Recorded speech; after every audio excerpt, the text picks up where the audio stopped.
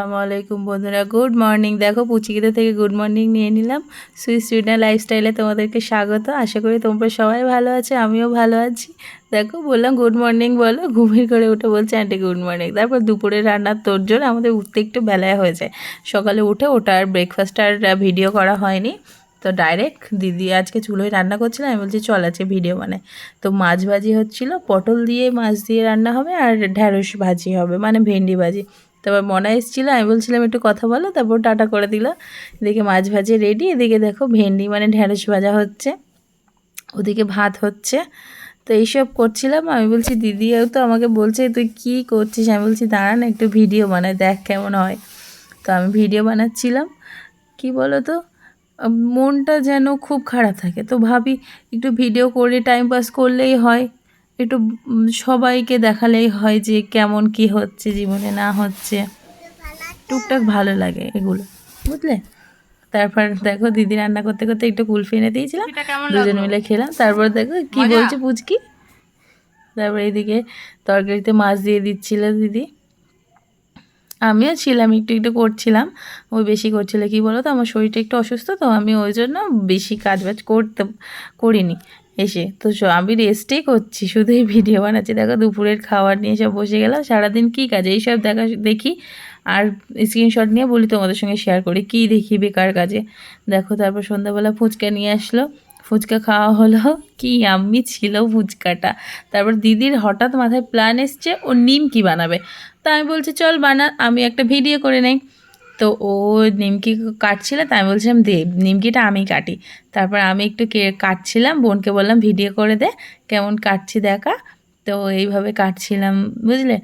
আর তারপরে হঠাৎ করে আবার নিমকি করতে করতে মাথায় প্ল্যান আসলো যে আলু পরাঠা করবে।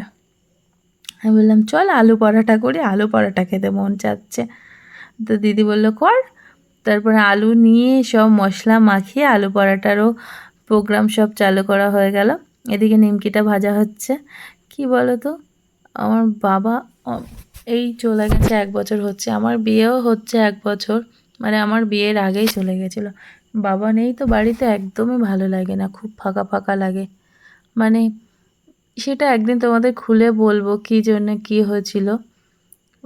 এটা একটা অ্যাক্সিডেন্ট, মানে এই নিজেরা বনে বনে একসঙ্গে না থাকলে না আসলে না খুব খালি খালি ফাঁকা ফাঁকা লাগে, একদমই ভালো লাগে না। এদিকে দেখো আলুর পরোটার সব মশলা মাখানো নিয়ে হচ্ছে, এদিকে আলুর পরোটাটা মুড়ে নিচ্ছিলাম। মানে বাপের বাড়ি আসলে খুবই মন খারাপ লাগে, কেন জানি না, মানে এটাই আল্লাহর নীতি, মানে এটাই হচ্ছে দুনিয়া, কিছু করার নেই। কিন্তু সময়ের আগে যেন কেউ চলে গেলে বেশি কষ্ট, বেশি মানে সেই কষ্ট কাউকে বোঝানো যায় না, যার সঙ্গে না হয়। আমি বোঝাতে পারবো না তোমাদেরকে। যাই হোক ওসব একদিন বলবো, অন্য একদিন। এই দেখো পরোটাটা রেডি হয়ে গেল। তারপরে পরোটা করে সবাই মিলে খাওয়া দাওয়া করে সন্ধ্যাবেলাটা খুব একদম, তারপর পরোটা খাওয়া হয়ে গেলে কী করব, তারপর বোনের মেয়েদেরকে বললাম চল তোদেরকে নিয়ে ভিডিও বানাই, ফানি ভিডিও। তারপর দেখো পুচকিটাকে বললাম তুমি সাজবে, ওকে লিপস্টিক পরিয়ে টিপ পরিয়ে শাড়ি পরিয়ে দিয়েছিলাম ওড়না দিয়ে, ও বলছে আমি বউ সেজেছি। তারপরে দেখো এরা অ্যাক্টিং করছিল কেমন করে, অ্যাক্টিংয়ের ছোটো একটা ক্লিপ নিয়ে রাখলাম, ওটাই দিয়ে দিলাম। এইসব করতে করতেই সন্ধ্যাটা কাটে। ওরা বলে আন্টি তুমি কী করবে, না আমাদেরকে ভিডিও বানাও। আমি বলছি চল তোদেরকে সাজিয়ে দিই, ভিডিও বানাই। এই দেখো কেমন করে সেজে ভিডিও বানাচ্ছিল। এইসবই হয় মাথায়, বুঝেছো, অনেক কিছু পরিকল্পনা হয়, বাট যতটা পারি তোমাদেরকে দেখাই। এই দেখো দুজনে আবার শাশুড়ি বৌমা ঝগড়া করছিল, বললাম কী হয়েছে, বলছে মাথা।